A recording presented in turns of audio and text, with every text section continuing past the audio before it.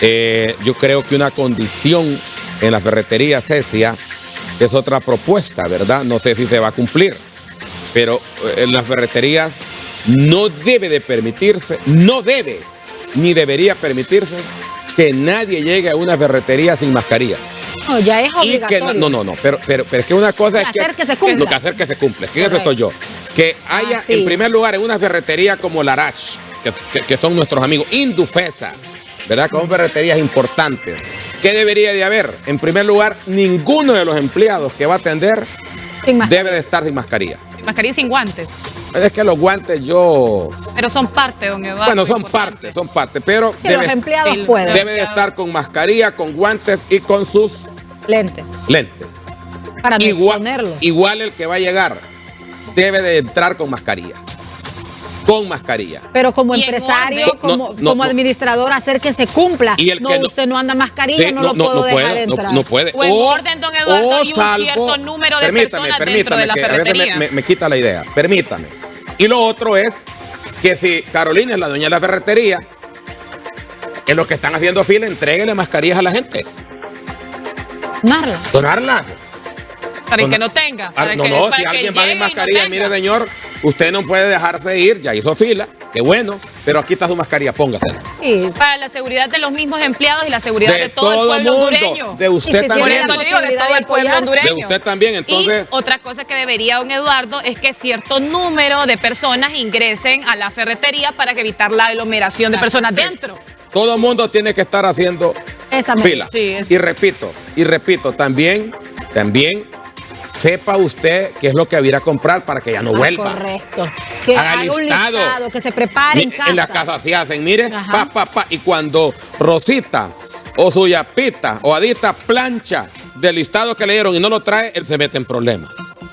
Porque trabaje usted con listados, hombre, que es lo que ocupa, pero si mañana va a querer volver a ir. No, y el trámite también es más rápido, porque usted compra más rápido y le da la oportunidad a otro que lo haga también. Y repito, ferreterías hay más que bancos. Ferreterías hay más que supermercados. Entonces, y lo que hemos quedado claro, lo que dijo el señor Gustavo Boquín, es que en este momento es poco a poco que se va a ir abriendo el tema de la ferretería. Todas están abiertas en el país, pero él me dio a entender que los proyectos grandes todavía no, que casi que como pudimos ver en la cola de las ferreterías de vehículos, la mayoría son pick-up. En un pick-up, ¿verdad? Usted para llevar cosas pequeñas o solo hacer el pedido. También. Hacer el pedido. Pero es un sector importante. Yo yo solo me contrapongo, Cecia, y ya que estoy con doña Piedad Huerta en línea, yo solo me contrapongo. Si las estadísticas que manejan ellos, si las propuestas y las advertencias que tienen ellos, es que vienen situaciones difíciles. Por un lado, señora Piedad Huerta, estamos los hondureños diciendo que los brotes vienen en mayo. Ahora ya no es en la semana de Semana Santa, ya pasó la Semana Santa, que vienen en mayo y que debería hasta la primera semana de junio habría problemas. Entonces, pero estamos abriendo todo. Y yo pienso que ahí es donde la mula botó a Genaro. Hay contradicción. Hay contradicción, pero también el país, yo lo entiendo, como ser humano lo entiendo. La situación económica financiera de medio mundo y Raimundo después de un mes no es nada fácil. No es nada fácil. Para una empresa, para el trabajador también es fácil decir, si esa empresa tiene pisto. Es fácil decirlo, pero no sabe que hay dinero que una empresa lo puede tener para pagarle sus prestaciones un día que las ocupe. Que pagan, y los esfuerzos que hacen los empresarios. Correcto, de 30, 40, 50 años. Y también aquí hay empresas que le han pagado un mes ya a trabajadores sin recibir nada. Sin recibir nada. Y ahí es donde está el problema. Correcto. Pero yo tengo aquí a la máxima autoridad en el país, porque ella representa la Organización Mundial de la Salud. Me ha gustado que yo he estado en algunas reuniones con doña Piedad Huerta, es una profesional muy seria.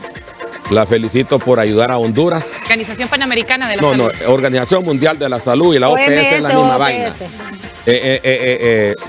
Y me agrada que usted esté ayudando a Honduras. Es su labor. Estamos contentos, pero quisiera que nos hable como habla, de manera transparente. ¿Cómo estamos realmente? La primera pregunta podría sonar cajonera, ¿Cómo estamos actualmente con el virus del COVID en Honduras? ¿En qué faceta, en qué situación, en qué condición? ¿Qué hemos hecho bien, qué no hemos hecho bien? ¿Por qué las pruebas de COVID se atrasan tanto? ¿Por qué tanto virología para rendir una respuesta? Ahora están diciendo que se va a permitir laboratorios privados para que le hagan pruebas rápidas, pero por otro lado aparecen un montón de zarandajos diciendo que las pruebas rápidas no sirven, que eso no tiene validez, que pueden dar positivos falsos. Y hay una serie de opiniones, creo que nos enredamos en ello. Yo quisiera escucharla a usted, no la voy a interrumpir, he dejado un montón de interrogantes, señora Piedad Huerta, para que nos vaya despejando las dudas. Buenos días y un placer tenerla en HCH. Muy buenos días, muchas gracias por la invitación, don Eduardo, un gusto verlo, un gusto hablar con usted, igual con Carolina y con Cecia. Bueno, la situación del COVID en el país, ya con más de 400 casos, 426 casos, con una situación muy lamentable de 35 muertes, lo que nos parece alarmante sin duda alguna, el alto índice de personas que han muerto por COVID en el país. Sin embargo, sabemos muy bien que la letalidad de este virus se está midiendo muertes con relación a los casos positivos, a los casos confirmados. Y también, por otro lado, sabemos que no ha habido un alto número de pruebas en el país. Realmente hace falta aumentar considerablemente el número de pruebas en el país. Ahora, lo que usted menciona con relación a cuál es la situación que estamos viendo, bueno, estamos en una curva todavía baja. El país, gracias a las medidas que se han tomado de quedarse en casa, de cuarentena, de mantener cerradas las escuelas, evitar los eventos multitudinarios, lo que es el distanciamiento físico realmente. Gracias a eso tenemos una curva que no ha despuntado explosivamente como podría esperarse. Entonces, gracias a eso no tenemos esos numerosos casos de personas muy delicadas en los hospitales y ha sido posible atenderlos. Sin embargo, realmente esta situación va a crecer sin duda alguna, es una situación que no se puede evitar. Lo que nos permite mantener la curva baja o ciertamente baja es el permitir que los hospitales se preparen, que los hospitales vayan atendiendo poco a poco a las personas que necesitan hospitalización. Ya hay hospitales en el norte, en Cortés, que hemos escuchado que han estado ya al límite del cupo de sus camas de cuidados críticos, de cuidados intensivos. Entonces, si se presentan más casos agravados, va a ser muy difícil encontrar las camas para colocar a esas personas porque simplemente el país tiene un sistema de salud débil que lo acepta el propio gobierno y no tiene suficientes camas para atender a un alto número de pacientes. Entonces, es muy importante mantener los casos bajos. ¿Y cómo podemos hacerlo, don Eduardo? ¿Cómo podemos lograrlo? Bueno, con las medidas de contención. Las medidas de contención son fundamentales. Quedarse en casa lo más que sea posible. Entendemos que un país es muy difícil que esté totalmente cerrado por semanas y semanas, que hay mucha presión por la economía y que hay mucha presión también por mantener la cadena alimenticia en el país, y eso es algo fundamental también, no lo perdemos de vista. Entonces, quedarse en casa lo más posible, pero si la persona tiene que salir, entonces tiene que salir con las medidas de bioseguridad necesarias para evitar contagiarse. Estas medidas incluyen el lavado de manos frecuente. Fíjese usted, no porque una persona salga con mascarilla ya está librada de todo. Eso no es cierto. Tenemos que evitar que se cree esa falsa expectativa. La persona que sale con una mascarilla puede infectar sus manos al tocar superficies infectadas. Y eso es lo más común, es la manera más común de infectarse. Entonces, hay que lavar las manos frecuentemente con agua y jabón o desinfectarlas con alcohol, con gel con alcohol. Usar la mascarilla, como usted bien dicho, ya que el gobierno lo ha impuesto como una condición para salir a la calle y hacerlo cumplir.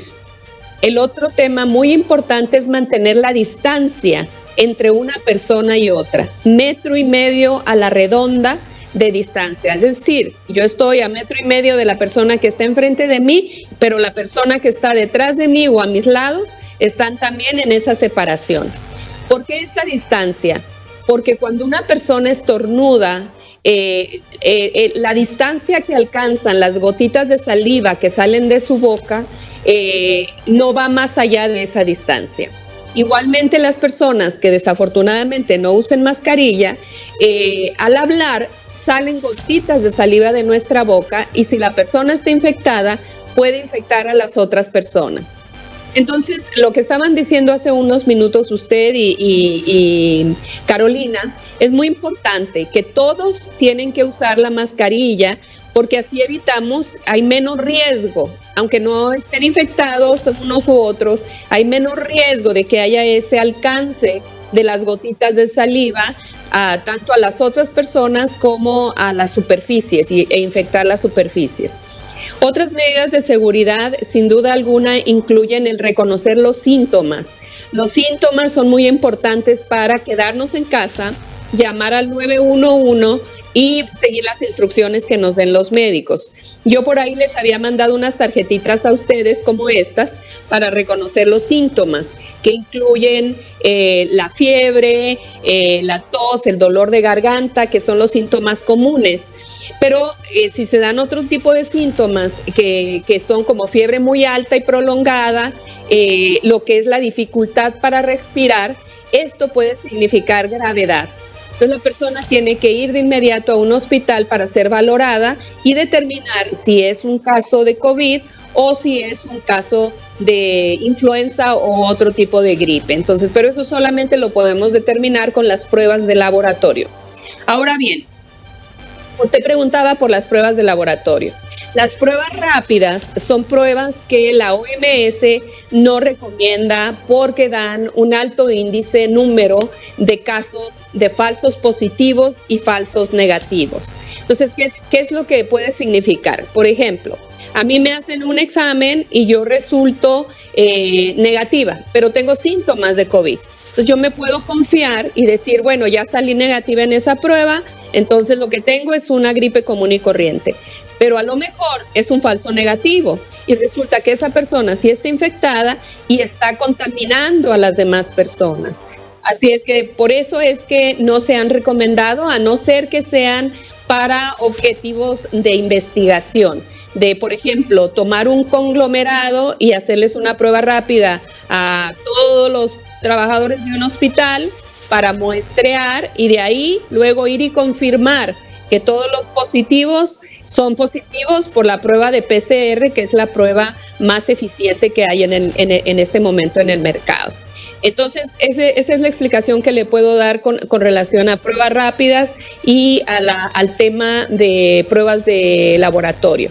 Definitivamente se tiene que aumentar el número de pruebas, por eso se ha trabajado de la mano con la Secretaría de Salud, con organismos internacionales, con SENASA, para ampliar la capacidad laboratorial y ahora mismo se ha abierto ya unas instalaciones dentro del laboratorio de SENASA en San Pedro Sula que van a poder correr las pruebas PCR, que son las pruebas que están avaladas por la OMS. Y también se va a abrir otro brazo de laboratorio en otro punto de Puerto Cortés, ya se están preparando las instalaciones, eso se está haciendo en cooperación con USAID, posiblemente con el BID y con OPS. Y hay otro brazo que se está abriendo en el Hospital San Lorenzo para la zona sur, que también van a poder correr pruebas gracias a la empresa AgroLíbano que ha compartido una máquina de PCR y se está adecuando el espacio. Entonces, al ampliar la capacidad laboratorial, sin duda alguna se van a poder hacer muchas más pruebas de las que se están haciendo actualmente. No sé si perdí alguna de sus preguntas, don Eduardo, dígame. Está bien, señora Piedad Huerta. Yo solo quisiera puntualizar, qué bueno seguir recordando que nos limpiemos bien las manos, que nos lavemos bien las manos. Pero yo quisiera puntualizar 3 cosas que anoté acá. Una, y luego Cecia creo que tiene preguntas, Carolina. ¿Usted recomienda ampliar la cuarentena o cree que este fin de semana debe de terminar? Sí, bueno, mire, yo creo que el distanciamiento social es fundamental para mantener baja la curva de casos. El medio, si es un toque de queda, si es una cuarentena determinada por el gobierno, el medio lo define el gobierno. Eso es algo en lo que nosotros no intervenimos. Lo que nosotros sí recomendamos es que la gente se quede en casa lo más posible. Y esto significa que salgan de casa solo los que no tienen otro remedio más que salir a hacer algo, ya sea porque definitivamente tienen que buscar la comidita, porque la gente aquí, mucha gente no tiene capacidad para guardar despensa por 3, 4, 7 días, pero que salga con las medidas de bioseguridad que hemos dicho. Eso es lo fundamental. Salir con mascarilla, el gel con alcohol, guardar la distancia, evitar las aglomeraciones, evitar estar con personas que tienen síntomas de gripe. Entonces, nosotros recomendamos que la gente siga en su casa lo más posible por el mayor tiempo posible. Eso es definitivo. Especialmente me voy a referir a una población muy vulnerable.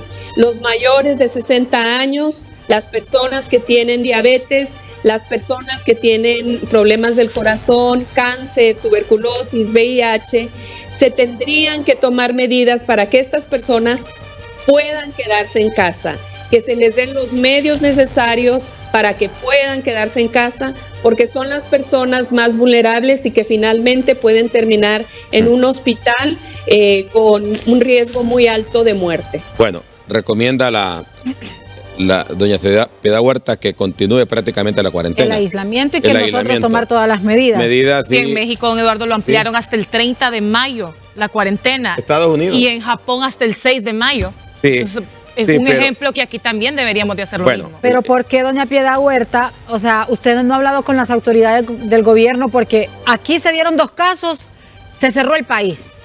Van más de 400 y ya hay 5 establecimientos abiertos. Entonces es una medida sumamente contradictoria.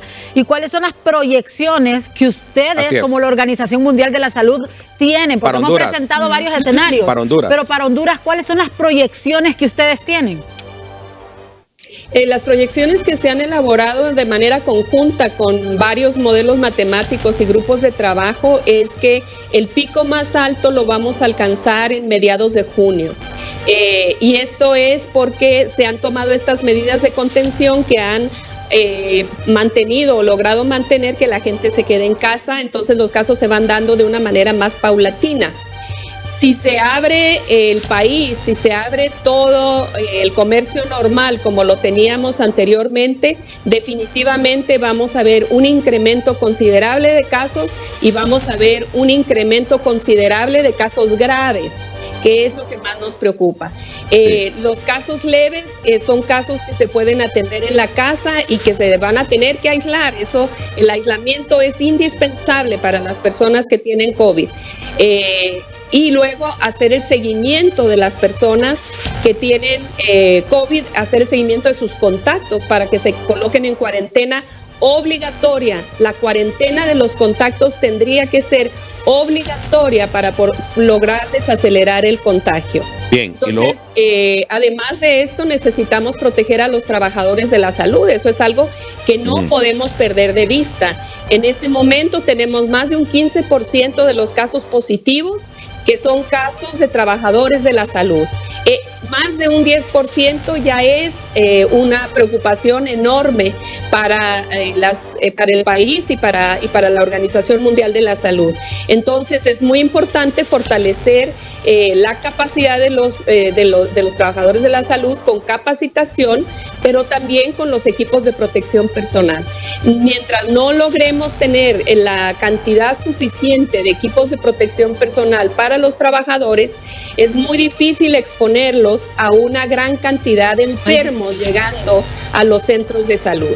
Esto es muy complicado y no tenemos, por ejemplo, tenemos más bien un número muy limitado de especialistas que se puedan que estén especializados en la materia de la enfermedad respiratoria aguda. Estamos hablando de internistas, intensivistas, neumólogos e infectólogos.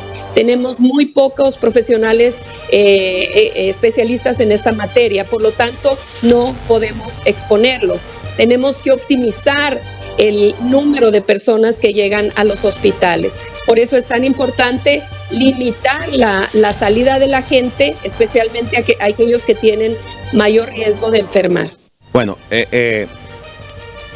usted avala como OMS o OPS, usted avala los datos de los contagiados, de los fallecimientos y los recuperados que ha dado el Estado a través de SINAGER.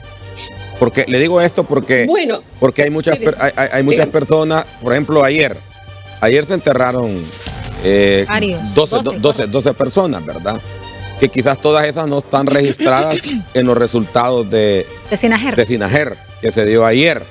Entonces, ¿usted está enterada como OMS de los fallecimientos totales que se han dado en el país por COVID? Usted reafirma que han muerto por COVID. Y lo otro es, creo que lo mencionó un poco, ¿por qué tan lento los resultados de las pruebas de COVID que ustedes mismos como OMS son los que los han donado a Honduras?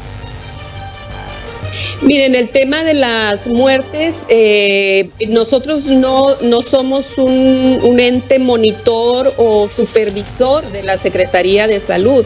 Nosotros colaboramos técnicamente con la Secretaría de Salud. Esto es algo muy importante.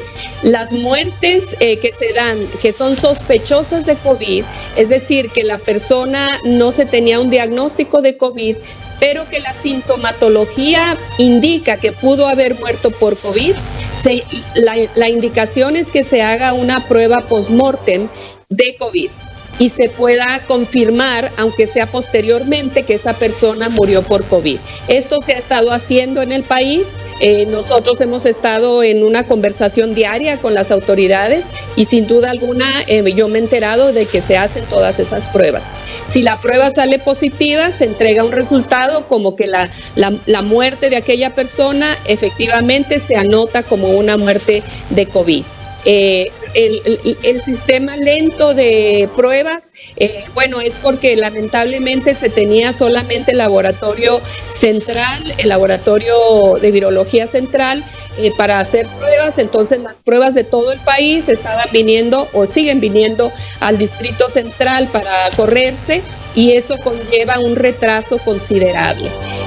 Así es que definitivamente la única manera que se tiene para mejorar esto es eficientizar el Laboratorio Nacional de Virología por medio de fortalecimiento de las capacidades del laboratorio, la ampliación de las capacidades a otros puntos del país, como se está haciendo actualmente, el incremento de pruebas en el país y de los insumos para correr las pruebas.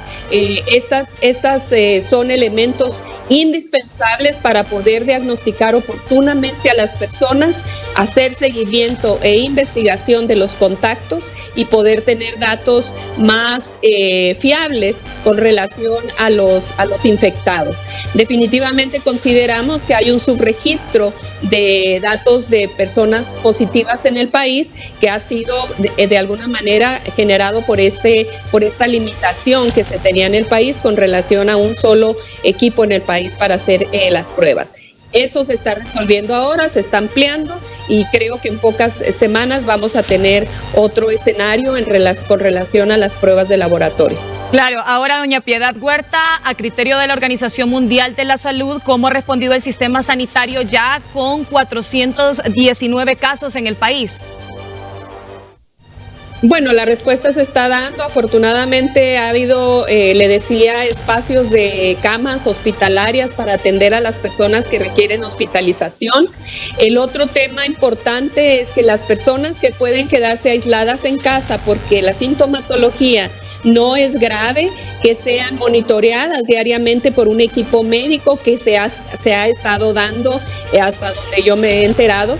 el hecho de que se estén ampliando el número de camas, adelantándonos a la llegada de más casos, como es el caso de la universidad, que está proponiendo sus instalaciones con más de 200 camas para ampliar la capacidad. Eso es algo sumamente importante. Y por otro lado, la llegada de los equipos, de los respiradores mecánicos que donó generosamente el doctor Plutarco. Esto es algo fundamental, o sea, se está ampliando la capacidad. Por eso es tan importante que aguardemos un poco para abrir todo el país, para evitar que se nos dé una explosión de casos y que nos sature los centros de atención médica. Eso es algo que tenemos que prevenir y lo podemos prevenir. Doña Piedad, para concluir y brevemente, porfa, el tiempo nos apremia. Un reciente descubrimiento en Italia sobre un supuesto mal diagnóstico a los pacientes con COVID-19 podría cambiar el rumbo del virus y evitar considerablemente que la cantidad de muertos continúe elevándose. Supuestamente la neumonía no era la principal causa del COVID, lo que provocaba las muertes. ¿Qué información tiene al respecto la Organización Mundial de la Salud para ver si se podría implementar en Honduras? Bueno, no sé exactamente a cuál investigación se refiere, pero lo que sí le puedo decir que es el coronavirus es un virus nuevo. Apenas tenemos 3 meses, un poco más de 3 meses con el coronavirus, enero, febrero, marzo, abril, casi 4 meses, perdón, con este virus, conociéndolo, y el comportamiento ha ido variando entre los países. Esto es algo muy interesante que se ha dado y por lo tanto se ha dado oportunidad de irlo investigando. Sí, a lo que usted se refiere es que hay otra sintomatología asociada, que es la de que causa trombosis, múltiples trombos en el sistema circulatorio. Eso es uno de los síntomas que se tienen ahí y que se ha visto de una manera más exacerbada en algunos pacientes en algunos países. También, por ejemplo, el daño renal se ha visto más exacerbado en algunos países que en otros. Y vamos a ir viendo estas variaciones en el comportamiento del virus, porque depende mucho también del cuerpo de las personas, de la fisionomía de las personas, del organismo, de lo que hemos comido desde que nacemos, de los países donde están. Entonces, por eso igualmente ha sido tan sorprendente ver el altísimo número de transmisibilidad, por ejemplo, en Estados Unidos, donde ya superan más de 600,000 casos, e igualmente el alto número de muertes de personas menores de 60 años en algunos otros países, como es en el caso de Honduras. Así es que vamos a ir conociendo más y más de este virus, y vamos a ir aprendiendo cómo tratarlo de la mejor manera. Así es que me da mucho gusto, por ejemplo, que hay una investigación muy fuerte que se está llevando entre múltiples países con relación a tratamientos que pueden darnos una luz en el camino en algunas semanas, y que nos pueden ayudar a que atendamos de una manera más rápida y efectiva a los pacientes de COVID-19. Bueno, solo puntual. Pregunta directa y respuesta puntual. ¿Cuántas pruebas de virología, cuántas pruebas para el COVID ha donado la OMS a Honduras? Con las pruebas que llegaron ayer, son 22,000 pruebas que hemos donado. ¿Llegaron ayer? Sí, las que justo informábamos del avión que llegó de la Fuerza Aérea. Un avión junto con el cargamento que llegaron de los equipos de los ventiladores. Llegó una caja con 12,000 pruebas adicionales por parte de la OPS. ¿Y estas vienen listas para usarse? Con los reactivos. Vienen acompañadas de completas, kits de enzimas y de kits de extracción, okay, hasta para 1,000 pruebas, no para las 12,000, porque nosotros tenemos un acuerdo con la Secretaría de Salud desde el principio que estamos donando estas pruebas, que el laboratorio central estaría poniendo los recursos, los insumos necesarios para correr las pruebas. Sin embargo, esta caja que llegó ayer viene acompañada de un número de enzimas y de reacciones de extracción para poder correr hasta 1,000 pruebas. Pero el gobierno no tiene estos reactivos. Y concluyo. Pero sí, pero también se están donando partes. No, a mí me da pena que la OMS esté donando por partes, pues.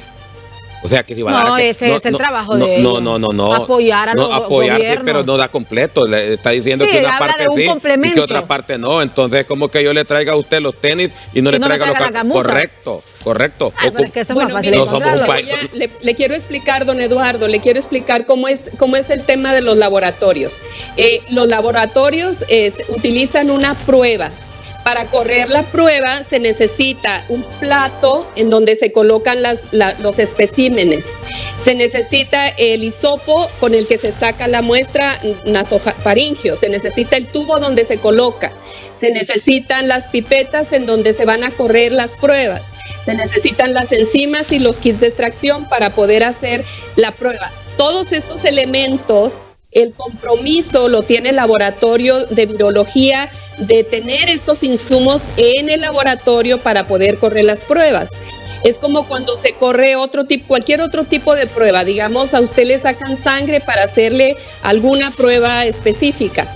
El reactivo para esa prueba existe, pero el laboratorio necesita tener todos los otros insumos para colocar la prueba en la máquina correspondiente, como tubos y todo eso.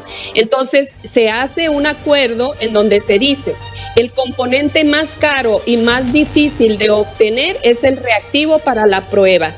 Eso se le va a otorgar porque para el país es muy difícil obtenerlo. Entonces, el acuerdo fue, el laboratorio adquiere todo lo necesario para correr las pruebas o lo debe de tener en casa porque es parte de los insumos necesarios que un laboratorio debe de tener para correr sus pruebas. Creo que hay que entender cómo es el mecanismo de las pruebas porque realmente los reactivos más caros que puede haber son precisamente las pruebas y los complementos es lo que se tiene para hacer el trabajo del laboratorio regular. Bueno, muchas gracias. ¿Cuánta fue la primera entrega? Me dijo 4,000. Han sido varias entregas variadas desde febrero cuando se capacitaron a las personas del laboratorio en la Ciudad de México.